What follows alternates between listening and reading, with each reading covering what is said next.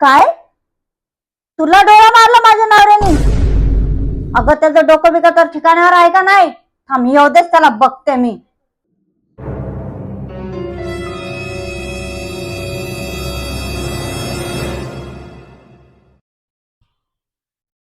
काय?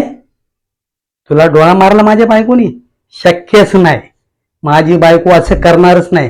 तुम्ही लोकांनी ना हे भांडण ना घराघरामध्ये लावायचे ना बंद करा. समजलं काय? हा, म्हणजे मला आहे ना माझ्या बायको विरुद्ध भडकून देतो काय तू? हा, म्हणजे माझ्या बायकोने डोळा मारला आणि माझी बायको तसं करू शकणार नाही, डोळा मारणारच नाही कोणाला. समजलं काय?